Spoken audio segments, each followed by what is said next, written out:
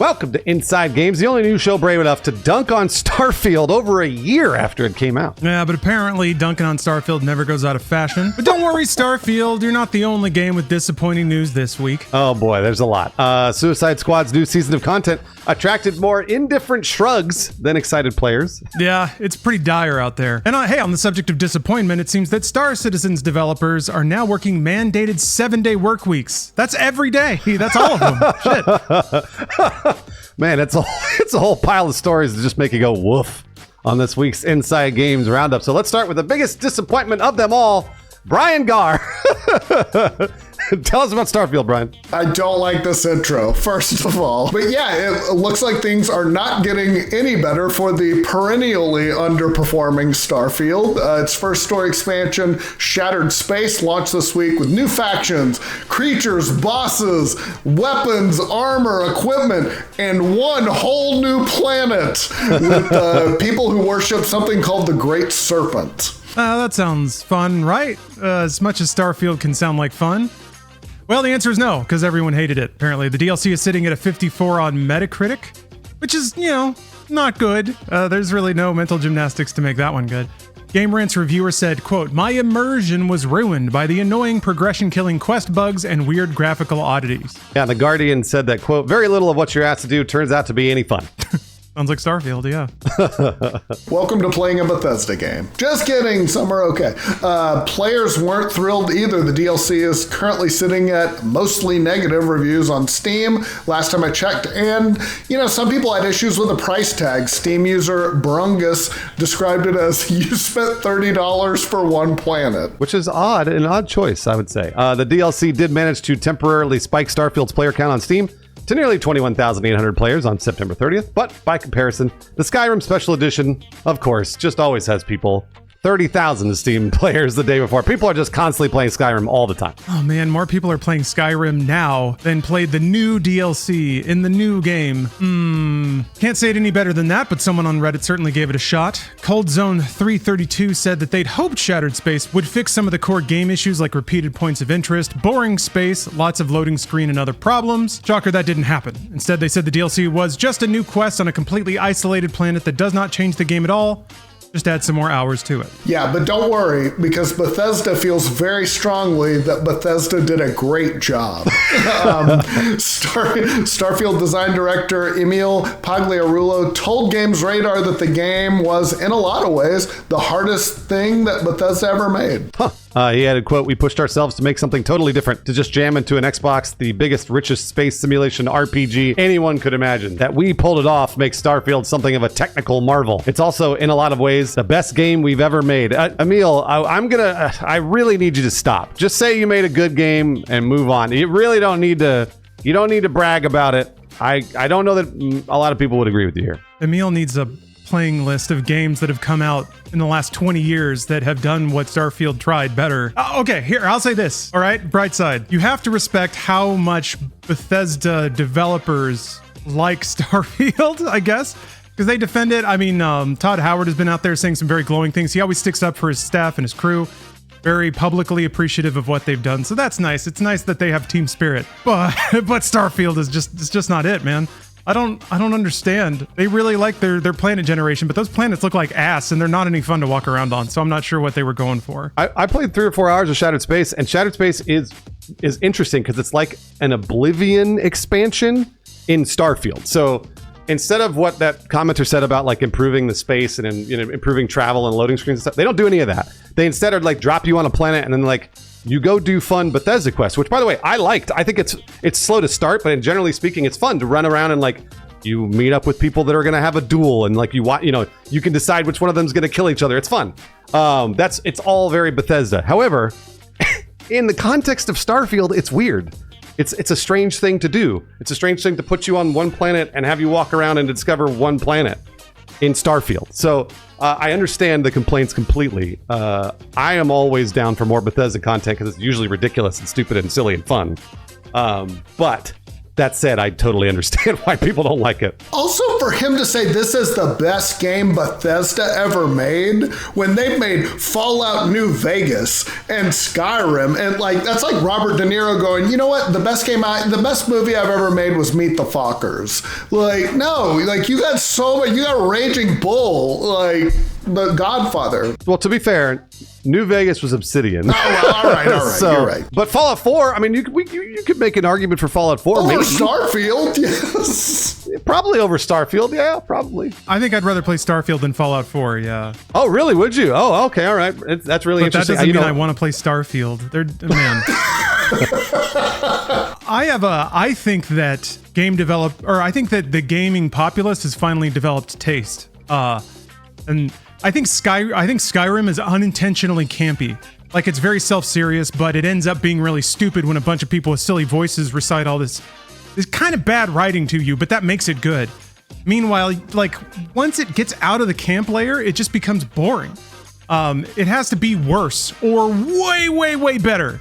And then it lands in Bethesda territory, but just in the middle where it's trying to be a decent game that's fun, not working, sorry. All right, next up, speaking of underperforming games, let's roll right into Suicide Squad, Kill the Justice League. Its ears were burning while we were talking about Starfield.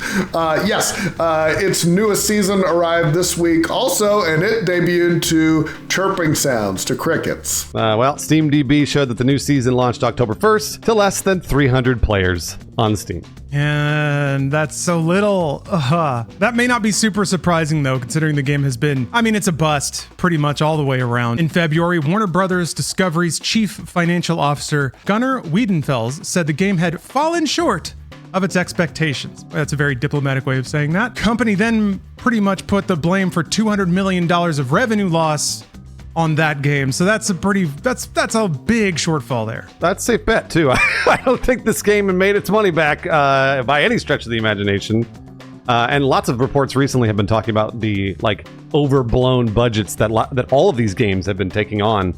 So I would imagine that maybe Suicide Squad cost even more than they reported. All right, moving on. Let's talk about some good news. Epic Games is making money now, finally. Oh, what a surprise. That's right. The CEO of Epic, that made Fortnite, some scrappy indie hits like Fortnite, and the Unreal Engine, said it's now financially sound. I guess it just took laying off several hundred people.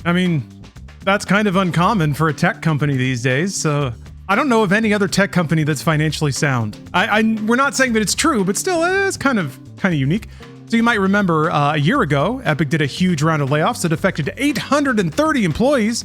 That's about 16% of its workforce. Yeah, that's a huge layoff. Back then, Sweeney said Epic had been spending way more money than we earned, investing in the next evolution of Epic and growing Fortnite as a metaverse-inspired ecosystem for creators. Boy, man, I hate everything about that. Makes me want to die.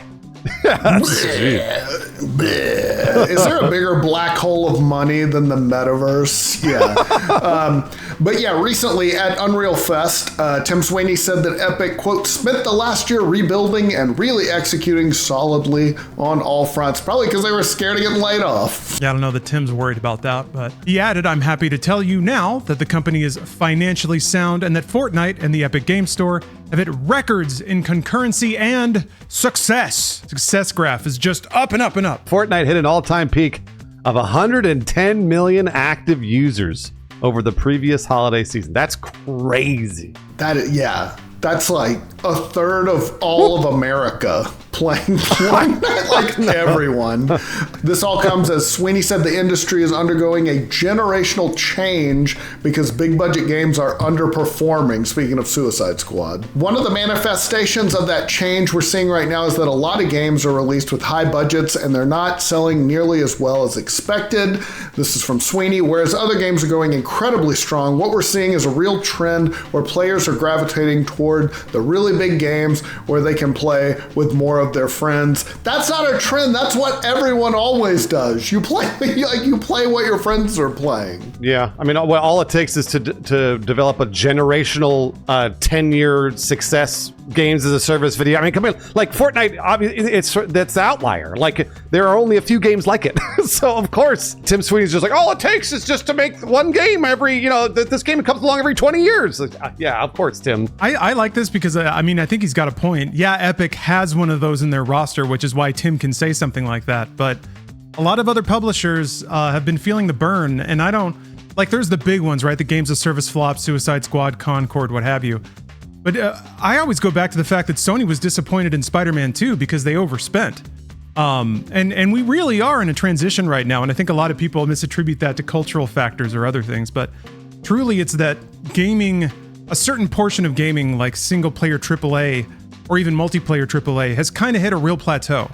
You know, it used to be the more money piled in, the bigger and more resplendent the product, it would reach newer and bigger markets, and the scale would keep going up and up and up. But I think a sales cap finally got hit for those big AAA products. So now it's, yeah, can we get a games as service off the ground that has some new kind of game type that attracts people? We can invest in it over a decade like they have with Fortnite. Or, I don't know, you need something new, fantastic, and weird to capture people's attention. People are kind of burned out on huge budget games.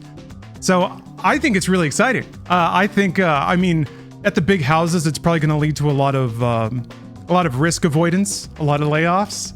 Because the people, like the executives that rode this wave and that's all they know how to do, suddenly they're kind of useless because they don't know how to guide the company to profitability anymore.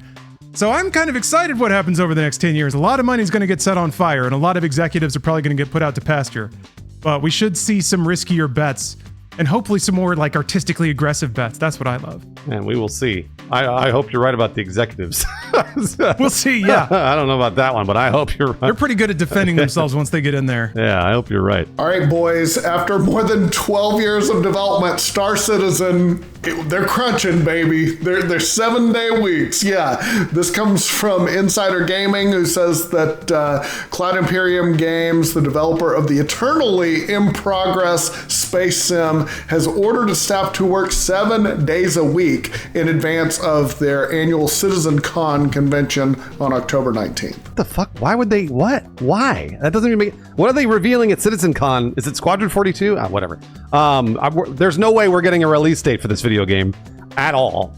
We might be getting a release year or 3 years or whatever, but there's this is such an interesting thing to do, to crunch for CitizenCon. Yeah, I'm going to guess that like BlizzCon, it's probably just the company's employees running the whole event. Oh, yeah. So, yeah, Stephanie used to work for Blizzard, and when BlizzCon was approaching, they pretty much had to work double shifts. I mean, even for RTX, hell, we had to work weekends and stuff to prepare for that, and then to make up for lost time when we got back. So, yeah, it seems awfully fun to throw an entire event where you're at the center and everyone comes to celebrate you until you realize you have to do all the work to host it.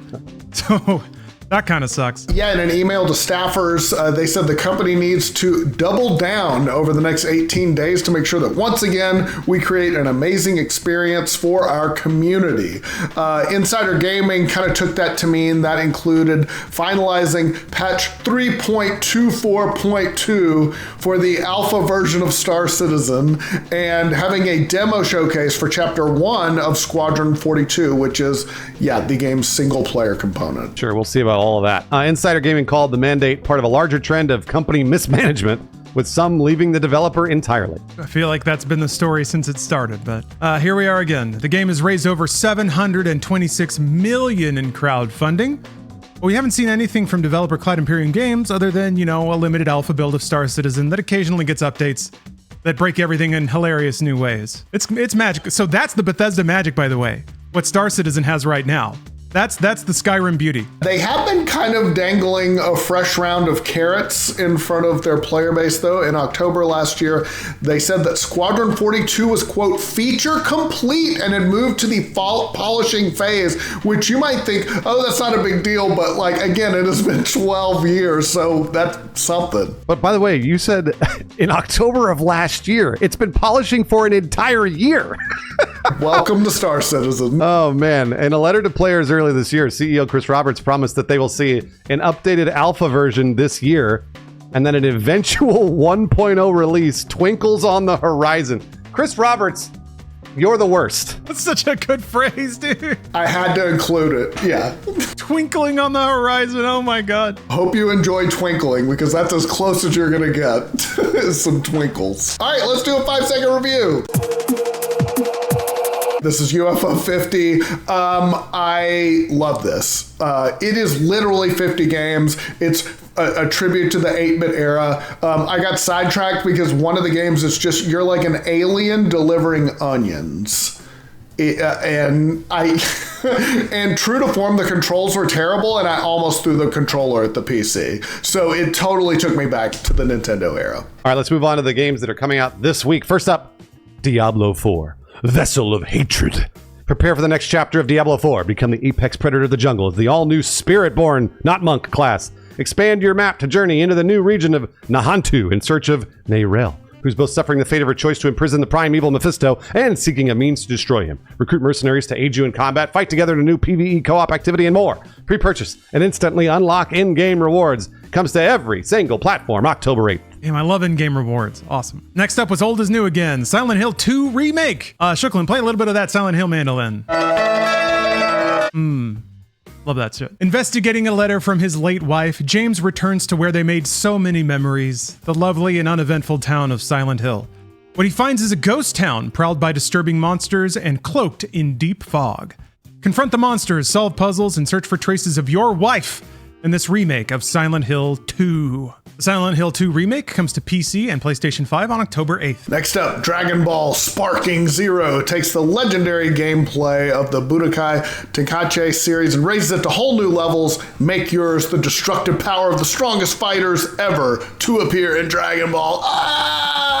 Comes to PC, PS5, and Xbox Series X, October 11th. Next up, Europa. On the moon, Europa, a lush terraformed paradise in Jupiter's shadow. An android named Z sets out in search of answers. Run, glide, and fly across the landscape, solve mysteries in the ruins of a fallen utopia, and discover the story of the last human alive. Comes to PC and Nintendo Switch, October 11th. Next up, we have Metaphor Re-Fantasio.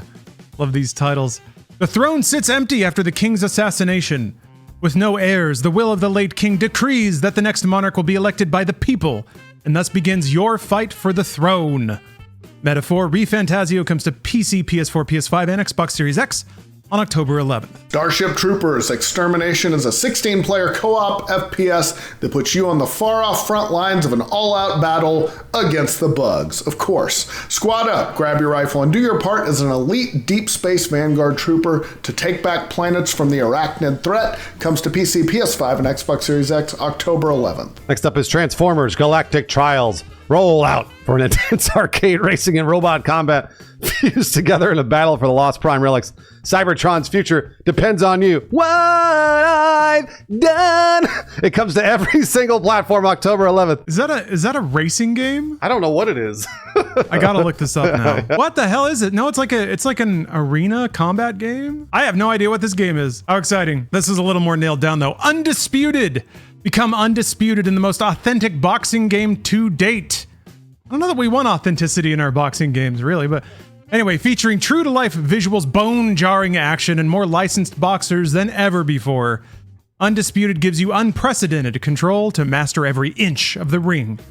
Undisputed comes to PC, PS5, and Xbox Series X on October 11th. We've had some underwhelming stories on today's roundup, but we would like to shout out some patrons that literally never disappoint, unlike Star Citizen. Wesley Mullins, Christian Morgan Anderson, Kyle Heaton, and Brian Cosner. Now I've got some patrons that kind of like Starfield are so disappointing sometimes it wraps back around to being impressive again.